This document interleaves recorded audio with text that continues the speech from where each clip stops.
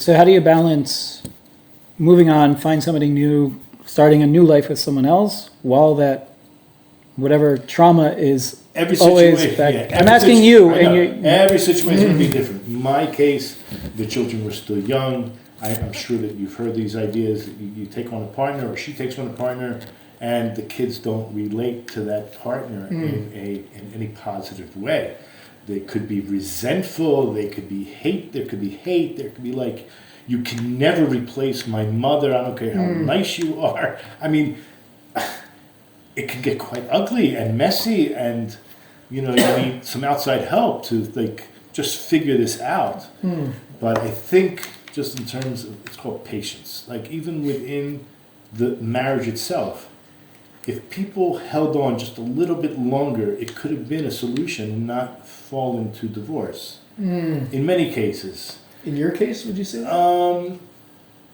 I think so, in my case as well. Was it, and again, whatever you're comfortable answering, was it a sort of a mutual decision that you came It to? ended up being mutual. It began with her, but like at some point, some people say you should never have moved out. She requested me to move out. What if I didn't? Could we have resolved things, right? I mean, there's a million things you could think in your head. What if? But I think ultimately, if you were set up, we believe, right? God has a certain role to play in your match. Okay, mistakes can be made on our part, but if this is ultimately what we call your soulmate, and you're making beautiful children, and you're bringing up a healthy family, and something goes wrong, or maybe things were wrong from the beginning or throughout, and you seek help, but we're in a generation where we have this, it's called instant gratification. Now, obviously, instant doesn't always mean instant, but we don't have the patience. If we would have just stuck it out a little longer with the right help, maybe things could have been different. Well, it's interesting you So, say that. again, Oh, sorry, no, go I ahead. just wanna say, Sorry. Look, each person, especially what I tried to do, was hold on as long as possible. And people say, that whatever you did was not long enough. So we were separated for 9 months. Wow. And for me, that was like an eternity. Yeah. And I really wanted to get back together and move things along. And she said, I'm still thinking. Well, I can, and it's not going to work. And when she said she's still thinking, I think the communication was, like it's not going to happen. Right. And at least that's how I read it. I remember you talking about patience.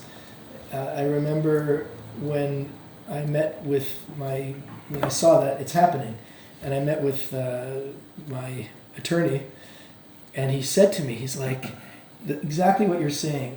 If you would just hold on like another few years, you're going to be, and it's painful. It's painful for me to say it today, even though I've been divorced for a couple of years.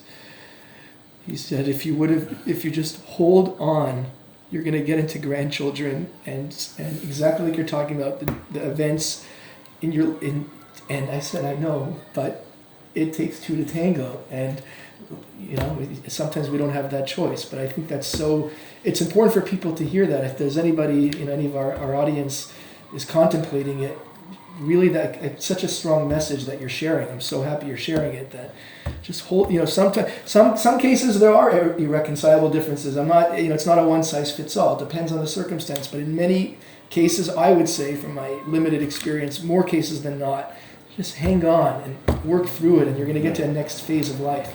Because life is not that long. It is, but it's not.